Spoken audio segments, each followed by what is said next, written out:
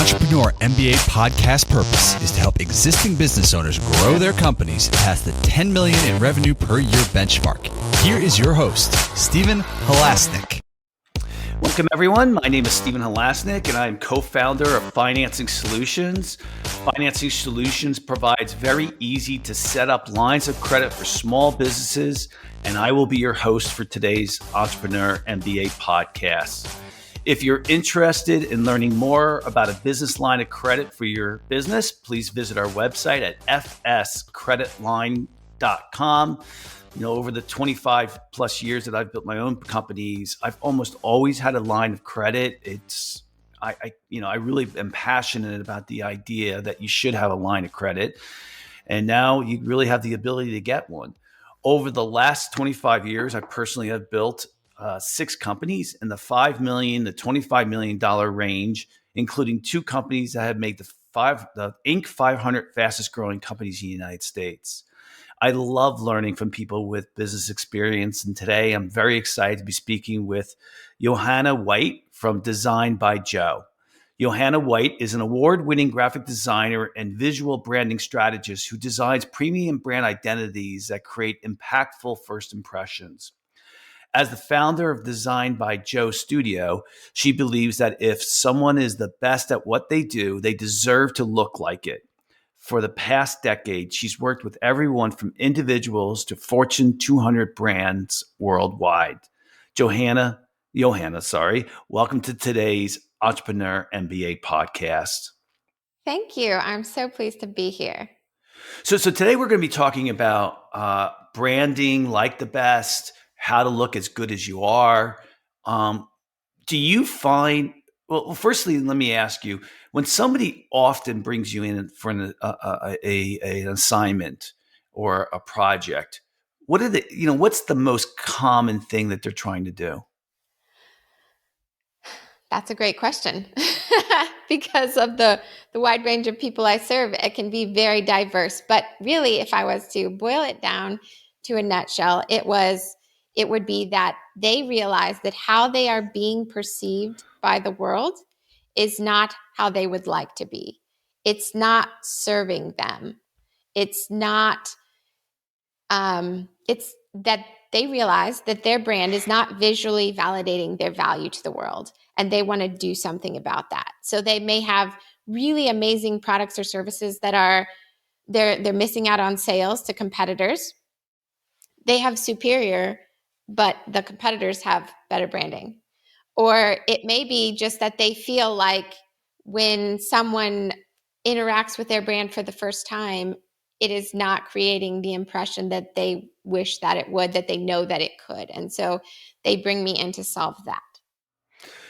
You know, I'll let our audience, our listeners know before we went on air, Johanna beat me up about, I believe that, yes, she's shaking her head no. Yes, you did. You beat me up about the idea that we were originally talking about changing the title. And I felt that you should try to look bigger than what you really are. And, it is true that, and then Johanna called me old. So she called me old fashioned. And so I get it because I am. And but her attitude is that you should look as, I think, she was saying that you should look authentic and you should look the way that as good as you are. And my problem with that, I'll tell you, let's take one part of that I had a little bit of problem with is you're not always as good. You're not always that good yet as you're growing. You're trying to fake it. And I kind of said that to Johanna, and she reluctantly acquiesced. But so what do you think about what I said versus what I said? And you can be quite blunt and call me old again.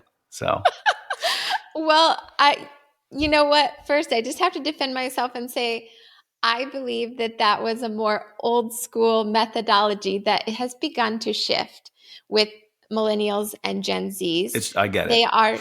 They are now the largest consumer base, and Surveys have been done that say 75% of millennials and Gen Z will choose a product based on what they know about the company, the founder, the story, the message, whether they are supporting the cause that they believe in, and the personal brand of that company or the personal brand of that founder has a lot to do with whether their products or services are being chosen. Now, to be fair and to give you a pat on the back, that is, personal brands are typically B2C. So if you are talking B2B, where you need to show up as someone who has a high level of expertise that perhaps you're still acquiring, but you freaking know you can do this, there's definitely still an element of leveling up your brand even higher than you currently feel like you are. But then I like to nudge my clients into, if we're going to build it, you're going to have to live up to it. So not creating it simply to be a facade, but to create it to be an aspiration that helps you step into those shoes quickly.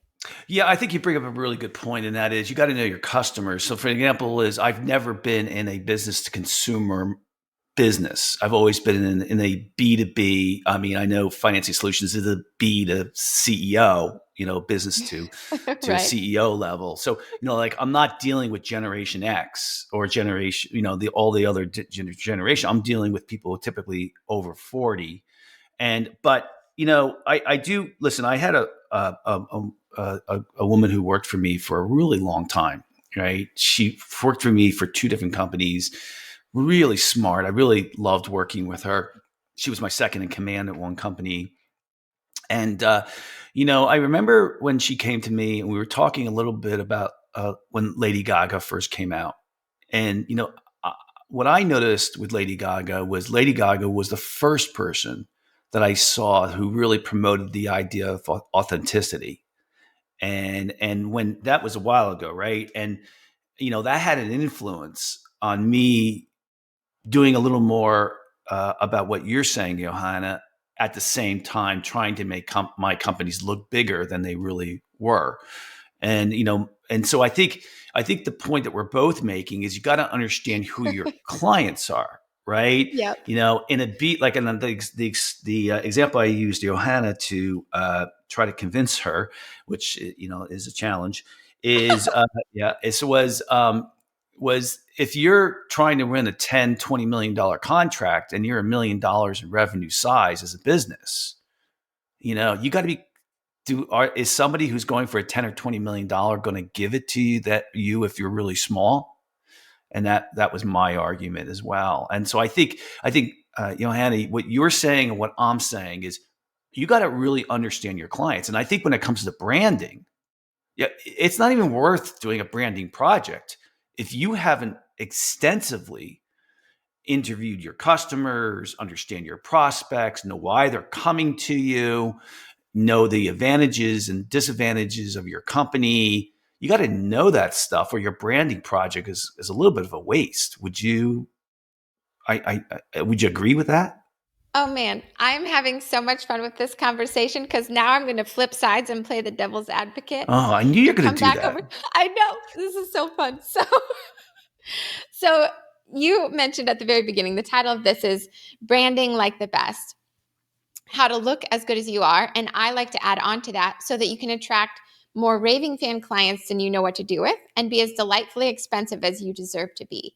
So I believe when it comes to your brand and making it count, there needs to be intention behind it. There needs to be why. You do absolutely need to know who you want to serve. But I like to challenge my clients to not just go interview the market and ask them what they want, but instead ask themselves, what do I do better than anyone else? What does my company deliver better than anyone else, and why? And really find their X factor. And once they know that, then say, who am I most perfectly positioned to serve that would maximize our impact and their ROI, and combine those two to begin to craft their message and their story in a way that relates to that particular client. So it is very much about knowing your client, but rather than just pulling the world and saying, what would you like? It's like when they invented the automobile, he said, if I had asked people what they wanted, they would have said a faster horse. So there's that extra element of also simply saying, I have this brilliant thing and the world needs it and I know it, and creating the space for it, branding it, and growing that audience and that need through the brand. So leveraging the brand to be able to do what you are amazing at. Yeah, and we're, so we're I, saying yeah, we're saying the same we're saying thing. the same thing. We are, really are, because I'm not suggesting that you don't elevate your organization um, through a branding project. I think you do. I think you look at things that you want to aspire to based on some information that you found out, that you know about your company, that you know about your services, that you know about what your customers. I think that's all a basis. But I do agree with you. Like the best branding project I ever did was for one of my companies, and it was really the best work we ever did. And we were coming up with a 3 word tagline for our company, and we had lots of meetings, and it's really amazing how an idea can just all of a sudden pop up, through lots of discussions, through lots of listening, throwing ideas out, not poo-pooing other people's ideas. And that 3 words not only elevated our company, it defined our company for a very, very, very long time.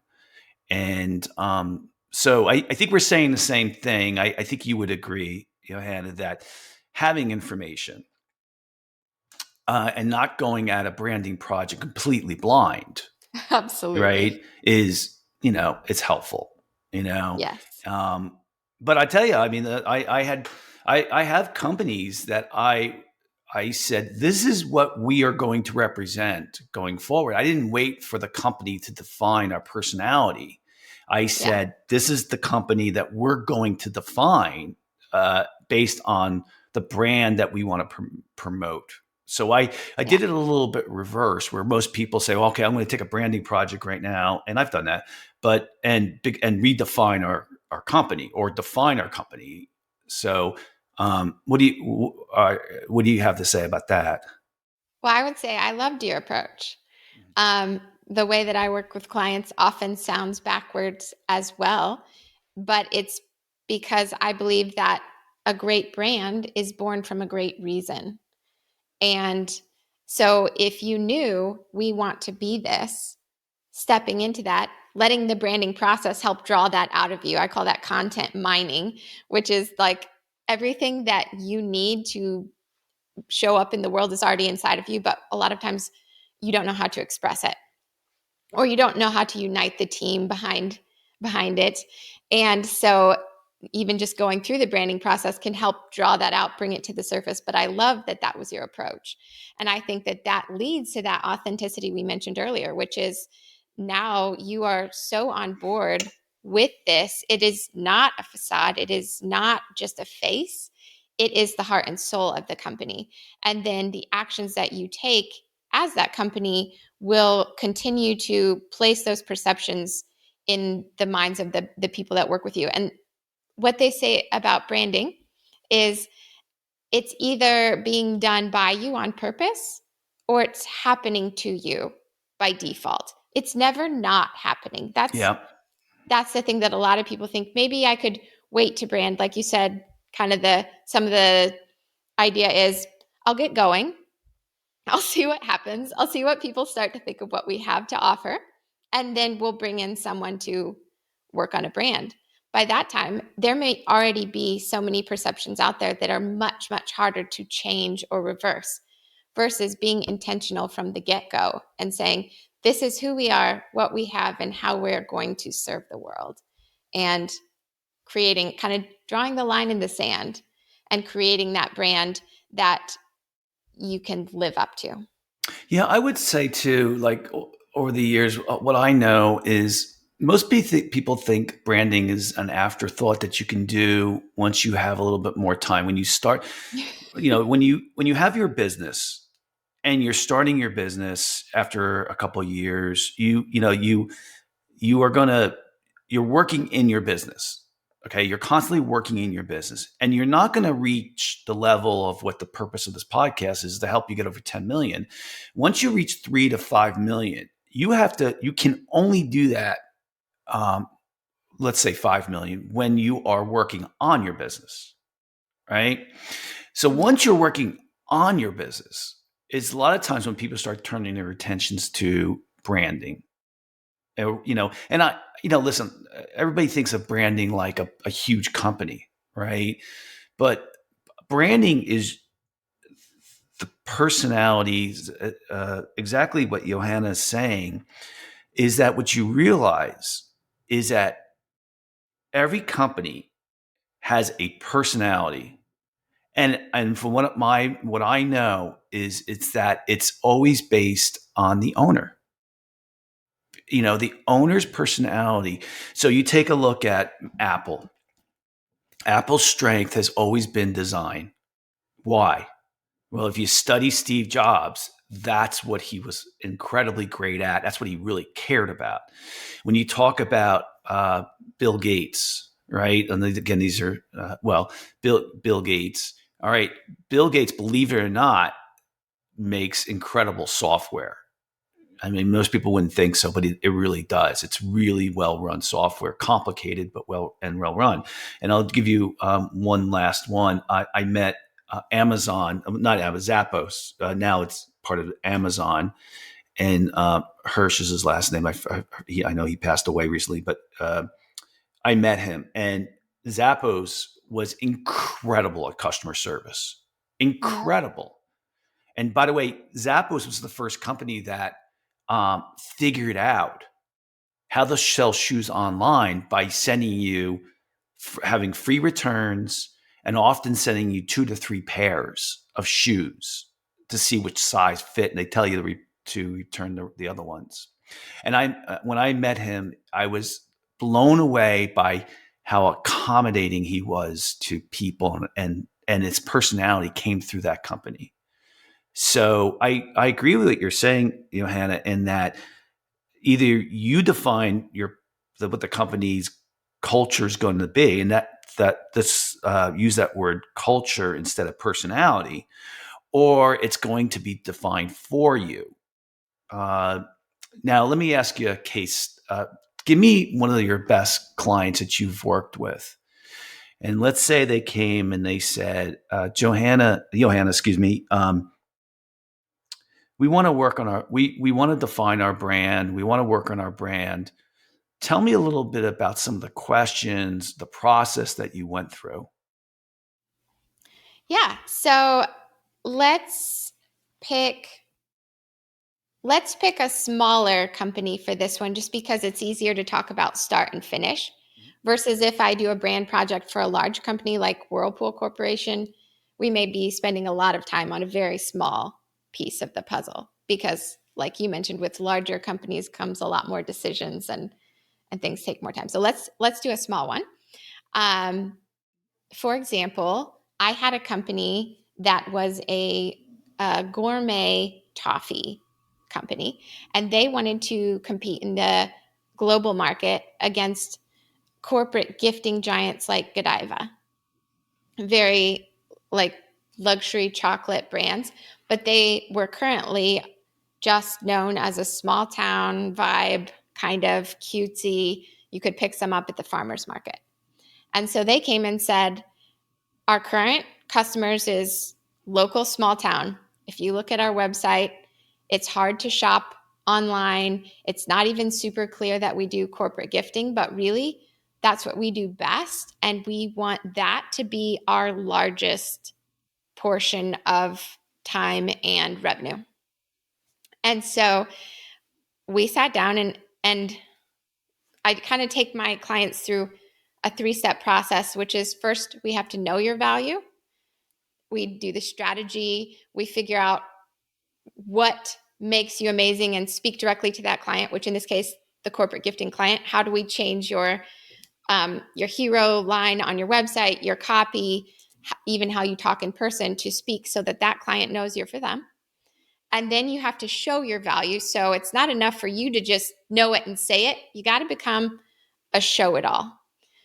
You've got to have it so that your images and the story that they tell aligns with that. And then step 3 is you've got to find a way to add more value. And that is how you grow. That is how you get those raving fan clients that tell other people and send, and you enter the global market and you get to compete with Godiva. And so we revamped their brand.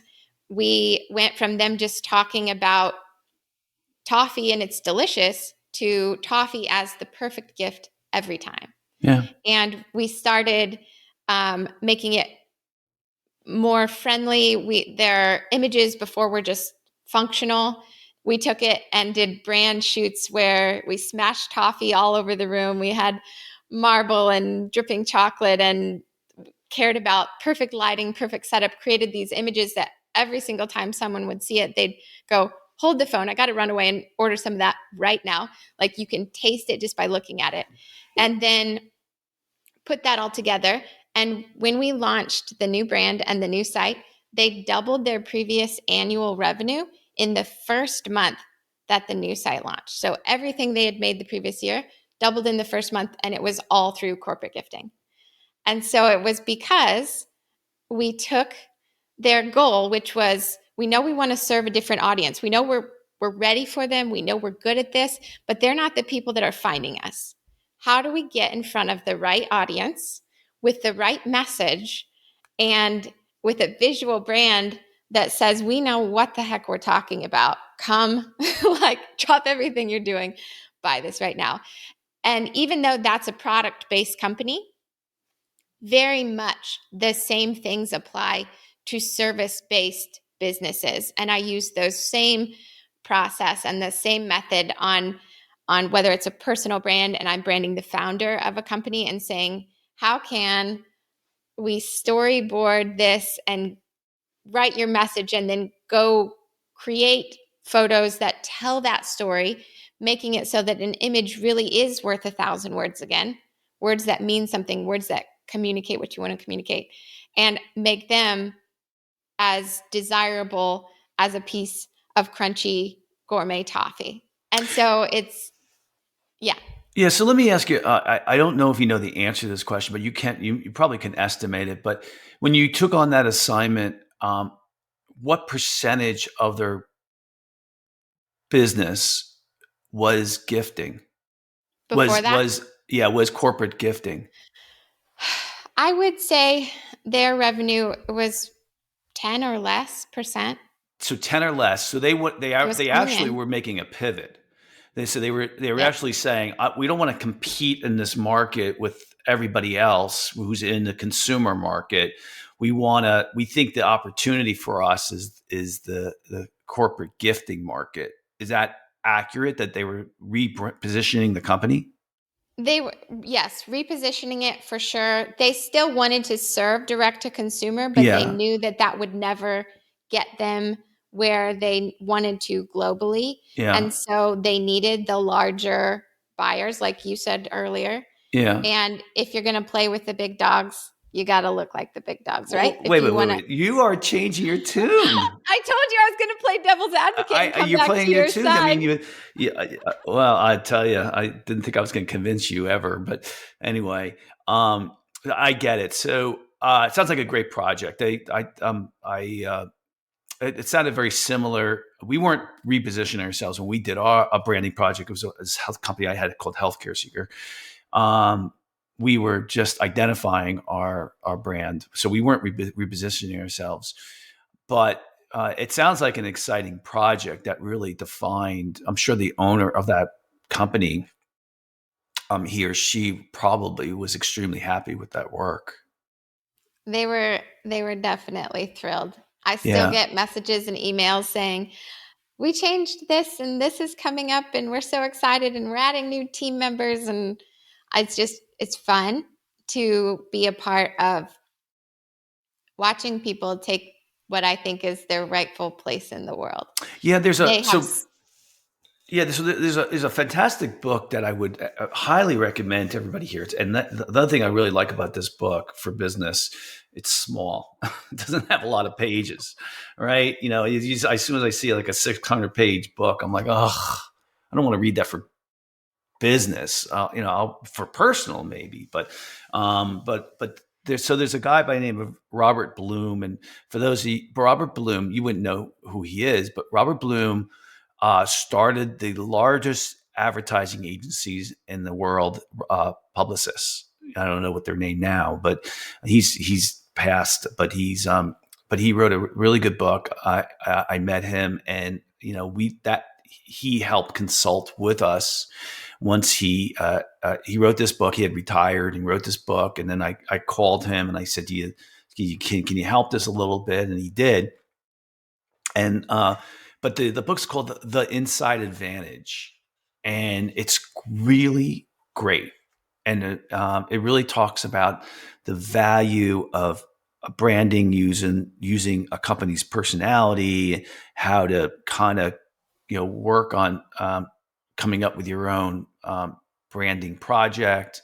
And it's, again, I really what I did was I took my staff, which at the time was 3 other people, and those 3 and I all read the book together, and then we started having meetings and discussing it. So when you are working on other branding projects, what are some other branding projects that people have often brought you in for?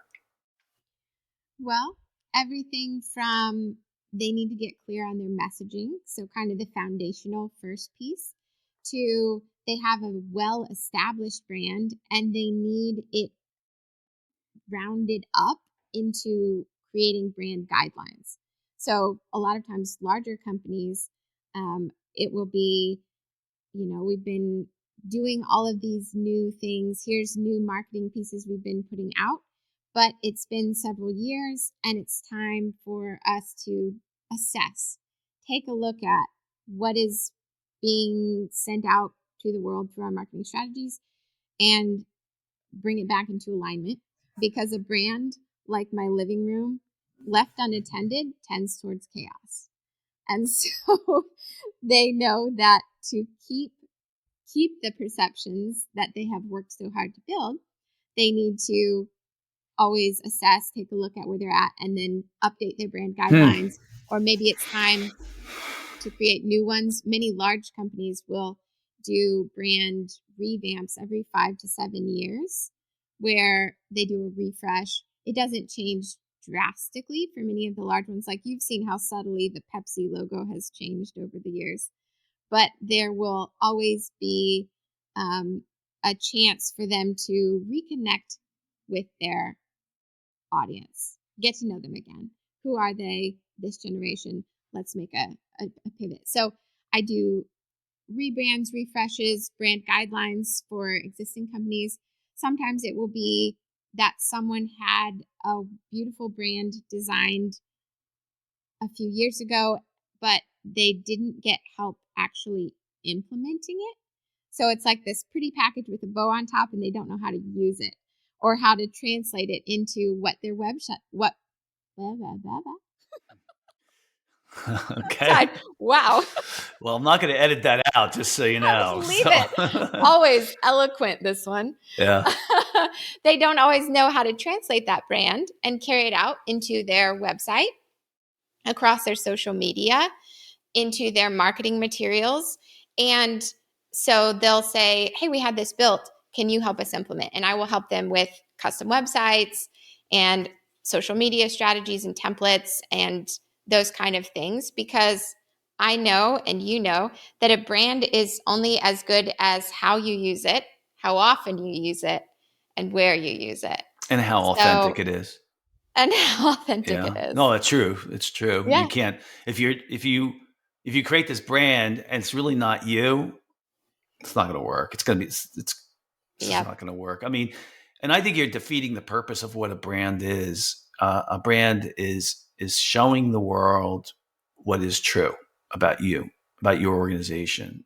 And yeah, I like the visualization that you said about the living room, because you know if you if you left if you didn't do anything to clean up your living room in 3 to 4 weeks, it's going to look like a disaster. If you didn't pay any attention to your living room and you let it go in 3 to 4 weeks, it's a disaster, right? But if you attend to it and every once in a while you see something that's out of place, messy, and you pick it up, it stays good, right? And I think, branding is that you have to always be paying attention to it. And I think a good way, like what I used to do, financing solutions that I own right now is a lot different. I mean, it's a we have hardly any employees. So it's designed to be a very small company. And so, the other companies like Healthcare Seeker had 110 employees. So it was a different execution as far as branding goes. But I would say when we had a meeting, I would say at least once a month or a huddle, I would say, are we living up to our brand? What is our brand?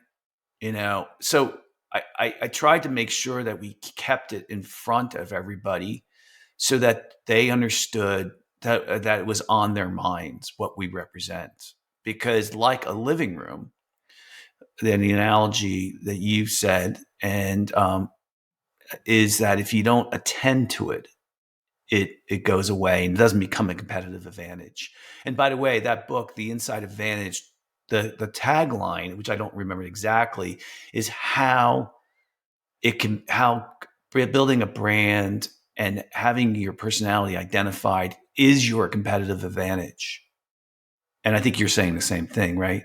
Yep.